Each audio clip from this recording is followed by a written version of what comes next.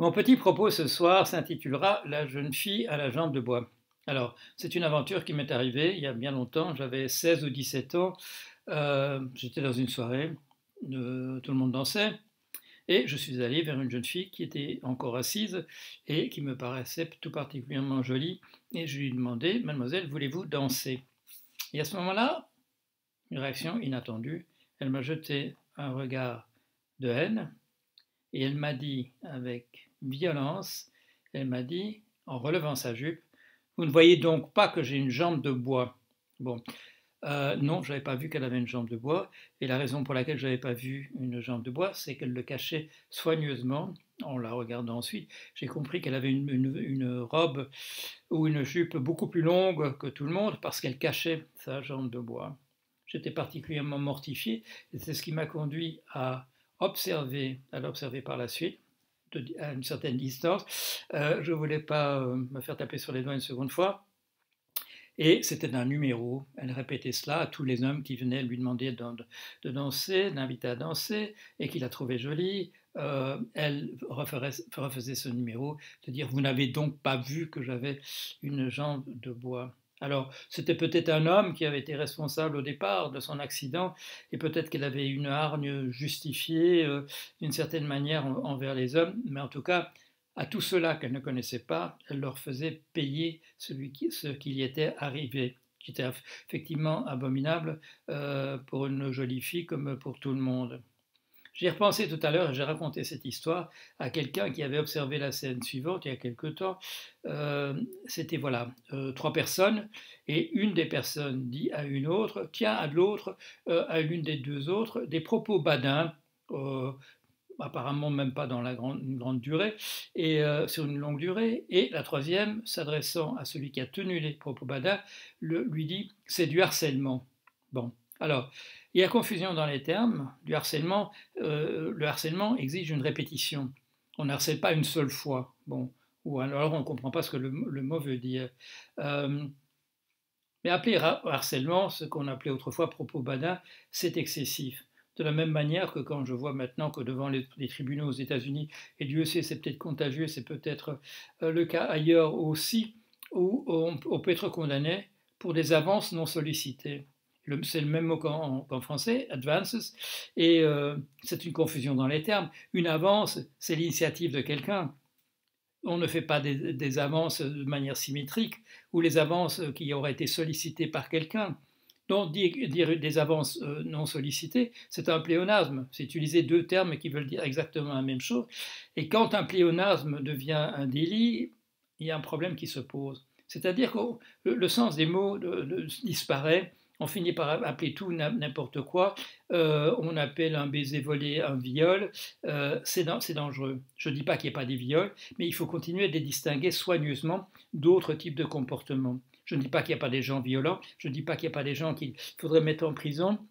Je n'essaie pas d'excuser d'une manière ou d'une autre quelqu'un qui droguerait quelqu'un pour abuser de la personne. Ensuite, non, il y a des délits. Mais pour qu'il y ait, on continue d'avoir une vision claire de ce qui est répréhensible et de ce qui ne l'est pas. Il ne faut pas tomber dans cette confusion des mots. J'ai vu mon grand-père maternel était un homme extrêmement galant et tout le monde admirait sa galanterie. C'était même une source, je dirais, de sourire. Il ne reculait devant rien pour rendre service à une dame, et s'il notait, je dirais, le moindre souci de la part d'une dame dans la compagnie, il s'arrangeait pour que le problème soit résolu immédiatement. Je ne parle même pas de laisser passer quelqu'un devant soi, devant la rue, devant la porte, ou de céder sa place dans une ligne de taxi ou des machins comme ça, ou de se lever dans un bus. Non, je veux dire, bon, tous ces types de comportements qui montraient une certaine sollicitude aux dames en tant que dames de la part de messieurs. Mais je vois ces jours-ci, vous connaissez cette anecdote qui est probablement apocryphe, qui n'a pas lieu, mais Sir Walter Raleigh, qui enlève son manteau, le met dans la flaque de boue qui se trouve à l'endroit où la reine Elisabeth numéro 1, Elisabeth Ier doit descendre, et permet à la reine de descendre de son carrosse ou de son char ou de je ne sais quoi, sans devoir mettre les pieds dans la boue. Et on peut imaginer aujourd'hui, je dirais, je caricature un peu, que ce refus à la reine d'être traitée comme tout le monde de manière égalitaire pourrait être considéré comme particulièrement justement paternaliste, condescendant et qui n'est absolument pas à recommander, qui est une attitude qu'il faut refuser à tout prix. Je pourrais continuer ma petite réflexion en parlant de choses dangereuses ou non, mais je suis un anthropologue. Et j'ai regardé cette petite vidéo que je vous ai fait partager, qu'on m'avait signalé, où quelqu'un rappelait ce qu'avait été dans les années 60-70 la sociobiologie. Et je me souviens, en tant qu'anthropologue, placé à gauche, comme bon nombre de mes collègues, il avait été mal vu que je vois cette innovation d'un certain E.O. Wilson comme étant quelque chose d'intéressant, c'est-à-dire d'analyser les comportements des êtres humains comme s'ils étaient les comportements d'une autre espèce parmi toutes les espèces du vivant, de comparer par exemple le comportement des hommes dans des situations de solidarité à celui des fourmis ou des termites ou celle des autres primates dont nous faisons partie également. Ça m'a paru quelque chose d'intéressant. Et quand je vois cette attitude maintenant, qui consiste soit à dire simplement les avances sont permises, mais uniquement de la part d'un seul des sexes, c'est-à-dire de la part des femmes, et les hommes n'y ont plus droit, soit à refuser carrément que qui que ce soit fasse des avances, et par conséquent qu'on se retrouve avec des êtres humains qui n'ont pas le droit, parce que c'est considéré comme politiquement incorrect, de faire quoi que ce soit en direction de l'autre sexe. Donc, et je me pose la question à ce moment-là, en tant qu'anthropologue, ayant eu certaines sympathies pour la sociobiologie et pour l'analyse des comportements humains en termes de comportements animaux de manière générale, est-ce qu'il n'y a pas là quelque chose qui s'apparente à ces mécanismes que l'on voit se manifester dans toutes les espèces, par exemple sous forme d'infanticide, sous forme du turbo qui pond -2 quand il y a énormément de turbo sur le fond de la mer, d'attitudes qui visent implicitement, sans le faire exprès, mais qui sont simplement des réactions de l'espèce à une situation particulière.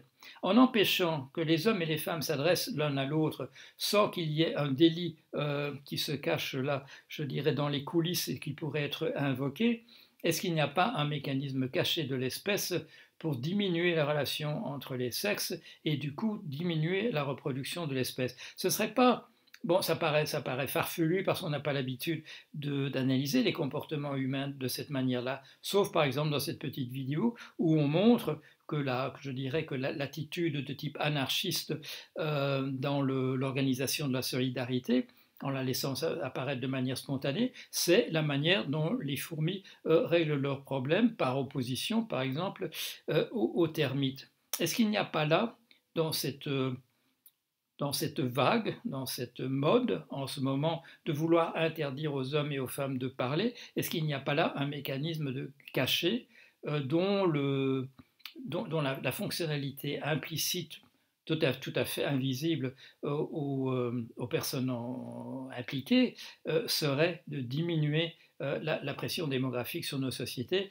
Ce ne serait pas une mauvaise idée, de fait, si c'était fait délibérément, dans une perspective de diminuer la pression de notre espèce sur son environnement, de cette infraction qu'elle commet en ce moment par rapport à la capacité de charge de l'environnement par rapport à l'espèce humaine. Voilà, allez, bonsoir.